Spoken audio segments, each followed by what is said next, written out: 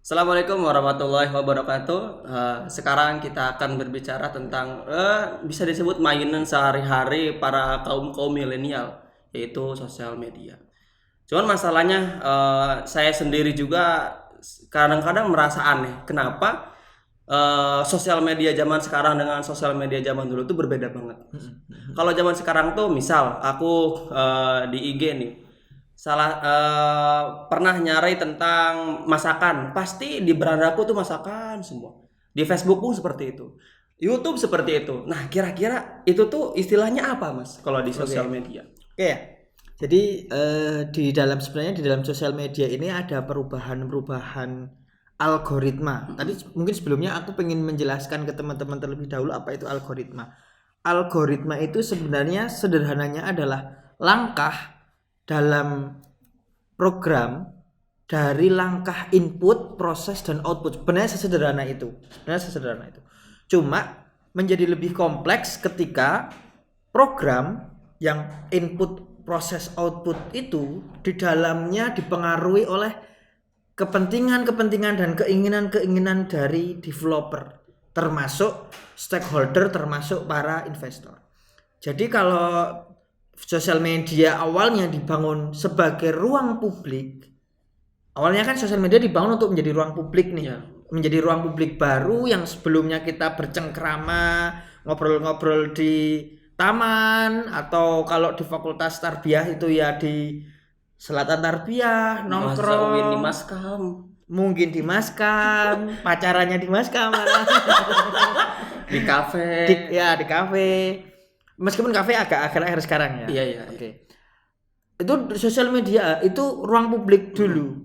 Sekarang ruang publik berubah menjadi gadget, menjadi satu ruang kotak yang di dalamnya menjadi lebih luas. Nah, sosial media dibangun untuk itu. Menjadi problem, sosial media ini menjadi tantangan, menjadi problem dihadapi ketika para pengembang ini kan mereka perusahaan nih yang buat aplikasi ini kan bukan yayasan atau lembaga non profit atau pemerintahan. Mereka kan lembaga yang perusahaan yang orientasinya profit.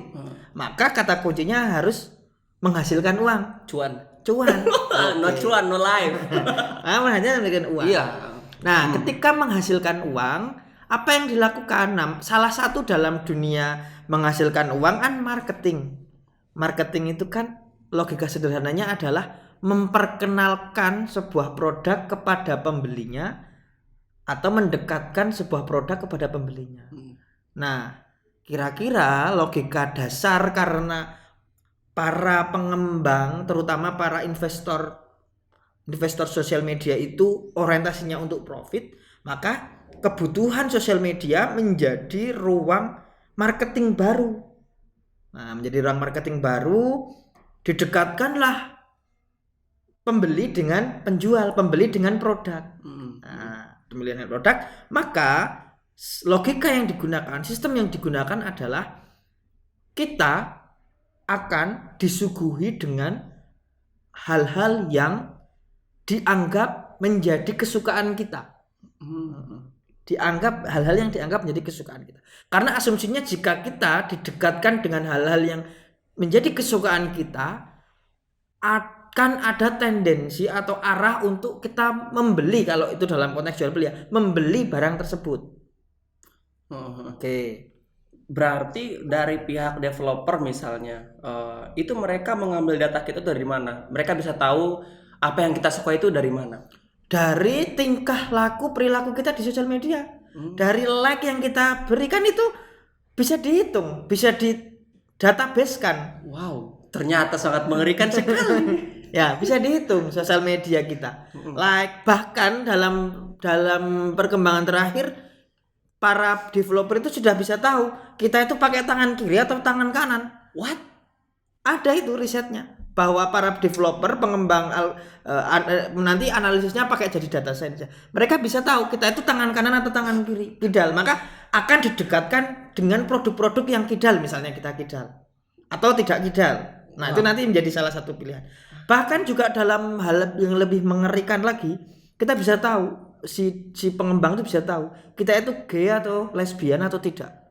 Wah. Dilihat dari mana? Dari pupil mata kita.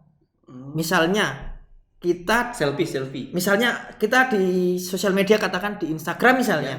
Di Instagram kita dihadapkan dengan gambar cewek. Nah, kalau saya misalnya normal, karena saya orang normal ya, bisa dicek. Enggak bercanda. Saya normal. Maka ketika saya membuka Instagram, mungkin ketika melihat cewek secara normal, tubuh saya sebagai laki-laki akan memfokuskan dan akan ada ekspresi senyum dan seterusnya. Nah, tingkah laku itu ditangkap oleh sosial media sehingga database Ahmad Syafi'i di database-nya Instagram, Ahmad Syafi'i itu bukan gay. Oh, gitu. Seperti itu. Atau Ajis. Oh, ternyata Ajis itu kalau lihat cewek biasa aja ekspresinya. Tapi kalau lihat cowok gandengan sama cowok kok malah jadi senyum dan seperti orang suka. Wah. Oh, ternyata Ajis gay. Nah, oke, dicatat email ini, kan pakai email ya. Email ini atas nama Ajis di database-nya Instagram itu Ajis gay. Oke. Berarti itu termasuk ini enggak, Mas? Apakah pihak developer itu tidak menjaga privasi kita? Itu nanti jadi diskusi yang menarik. Mungkin bisa kita diskusi khusus ya tentang apa itu sebenarnya privasi di dunia ini. Tapi singkatnya bagi saya di era sosial media ini sudah agak susah kita ngobrolin privasi secara lebih secure ya, secara lebih intens. Karena no privacy menjadi no privacy lagi sebenarnya. Tapi itu mungkin bisa menjadi konteks. Aku ingin lanjutkan. Tadi itu mungkin tidak masalah ya kalau kita hanya diketahui bahwa kita gay atau tidak. Toh yang tahu hanya perusahaan Instagramnya. Misalnya ini atau perusahaan apalah, sosial media apa. Menjadi lebih mengerikan ketika misalnya ternyata data itu diberikan kepada Coca-Cola. Misalnya nih, diberikan kepada Coca-Cola bahwa namanya Syafi'i itu orangnya tidak gay dan Ajis gay misalnya. Ini misalnya loh, Jis, no offense loh. Tapi kalau ternyata kamu gays, aku tidak suka. Oke. Waduh, ini bahaya ini. Tidak akan terupload kan? Oke, lanjut ya. Nah, ternyata si perusahaan Coca-Cola ini dapat data kita tadi. Oh, datanya ini si A gay, si B tidak gay, dan tidak hanya data tentang gender seksual. Intinya semua perlakuan semua kita perlakuan itu sudah direkam. ada di database, di data. Oke. Nah, katakan tadi urusannya gay tadi ya sebagai contoh, gay atau tidak, seksual intens kita kemana gitu, gay atau tidak, LGBT atau tidak. Oke.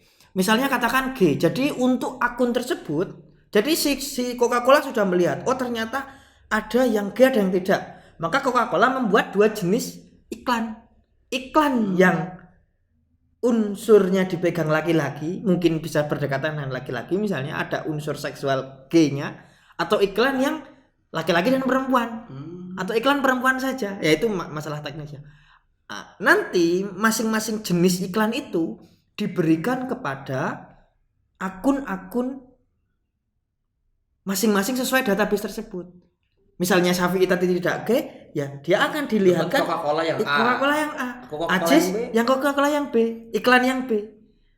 kameramen Sepertinya Coca-Cola yang C. Dia sukanya hewan mungkin ya. Enggak, petisnya sangat berbeda sekali. Oke, itu contohnya. Itu contoh. Nah, akhirnya kita secara tidak sadar akan menyukai iklan tersebut. Dan dalam logika marketing, psikologi marketing, kita akan secara tidak sadar ketika kita ada di mall, ketika kita ada di Alfamart, Indomart, atau di ruang-ruang pembelian Alfamart ada Coca-Cola, kita akan ingat Coca-Cola, teringat ke iklan itu, seger dan seterusnya, akhirnya beli. Nah, sebenarnya itu proses marketing yang benar-benar menusuk ke dalam privasi kita, ke dalam data diri kita, yang itu lebih menakutkan sebenarnya dalam perkembangan sosial. Nah, itulah yang kemudian orang-orang menyebut itu sebagai filter bubble. Filter bubble adalah algoritma di mana kita akan didekatkan dengan apa yang kita sukai, dilihat dari mana apa yang kita sukai, apa yang kita suka dari perilaku kita di dalam bersosial media selama ini. Seperti itu. Jadi bersosial media di zaman sekarang sama yang zaman dulu tuh berbeda banget. Berbeda banget. Sekarang tuh ya intinya percuan aja. Kalau dulu kan ya dari film apa ya, Social Network yang menceritakan Mark Zuckerberg juga kan mereka dia bikin Facebook itu niatnya ya itu kayak bikin suatu tatanan sosial di dunia maya. Sekarang Facebook juga malah pasar.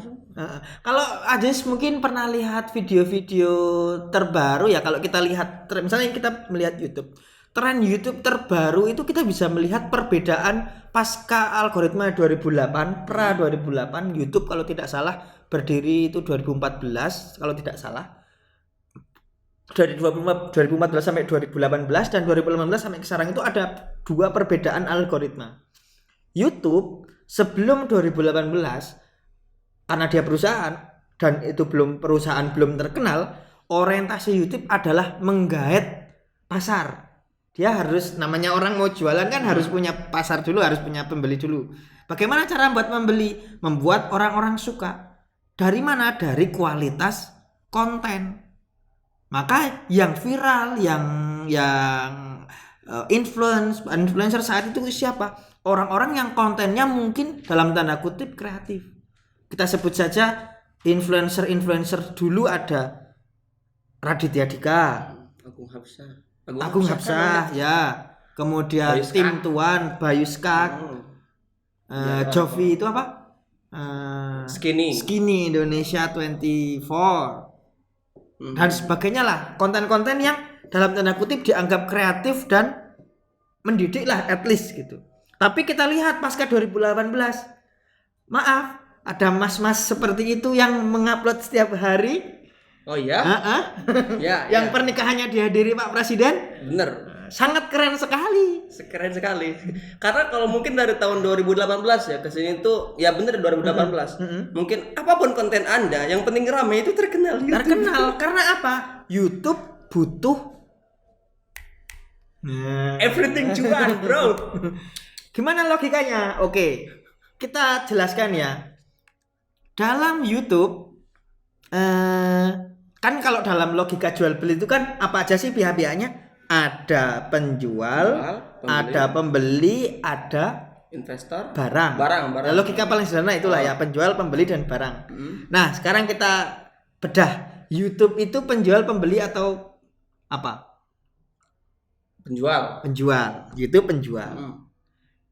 Pembelinya siapa? Yang nonton. Nanti dulu. Pembeli adalah orang yang mengasih uang kepada penjual. Oh iya. Iya kan? Berarti siapa yang ngasih uang ke investor? Pengiklan. Nah, oke, pengiklan. Katakan apa? Iklan apa yang sekarang lagi viral? TikTok, bro. Snack video. Dan banyak macam-macam lah ya yang lucu-lucu. Termasuk pinjol-pinjol itu sering banget. Oke. Nah, kalau YouTube adalah penjual dan pengiklan adalah pembeli, siapa produknya? Wow. Produknya adalah kita yang dijual oleh YouTube. Hei, Anda YouTube kenapa menjual kita? Enggak. Jangan akun Google gua ya. Kita sangat YouTube. Sangat saya cinta YouTube. Oke. Apa yang dijual oleh YouTube? Yang dijual adalah intensi kita, waktu kita, perhatian kita kepada video-video di dalam YouTube. Maka semakin panjang kita menonton video, slotnya akan semakin banyak iklan, memberikan slot iklan yang semakin banyak kepada para pengiklan sehingga uangnya menjadi semakin besar. Cuan iklan. Oke. Udah. Dan sebenarnya ini aku nggak begitu oke lah ya kalau iklan itu diskusinya menjadi lebih dalam, menjadi lebih filosofis ketika kita sudah ngobrolin. Kalau tadi hanya sekedar produk Coca-Cola misalnya, it's no problem. Itu barang. Kita masih memiliki kebebasan penuh, setidaknya free will kita untuk membeli Coca-Cola itu atau tidak. Tapi kalau coba urusannya agama. Coba urusannya politik. Iya. Itu udah bahaya banget ya. Kalau politik nanti perpecahan negara. Seperti 2019 kemarin. Adanya cebong dan kampret. Seperti 2017 kemarin di kota yang Panas sekali itu. Nah, itu yang terjadi. Ingat teman-teman. Spoiler ya, kita bukan pendukung cebong dan kampret. Kita bukan. Kita netral. Kita buzzer. Buzzer kebaikan. Nah, mungkin aku pengen meng-highlight di yang terakhir ini.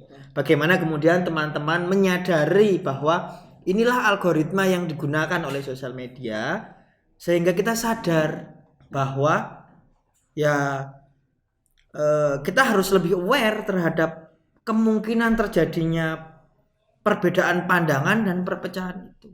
Maka yang bisa dilakukan ya dengan mencoba membuka diri, mencoba lebih terbuka terhadap perbedaan pendapat, ataupun kalau kita sudah punya satu pandangan, katakan satu pandangan politik misalnya, kita mungkin bisa terbuka untuk pandangan politik yang lain, bahwa tidak semua hal yang saya yakini benar itu mungkin benar, dan tidak semua hal dari orang lain yang saya yakini salah itu 100% salah. Keterbukaan itu. Gitu ya, berbahaya banget itu filter bubble. Tapi kalau bubble web itu aman dia. Apalagi yang situs itu. Oke, lanjut. Bahaya itu. Berbahaya sekali. Mungkin cukup ya.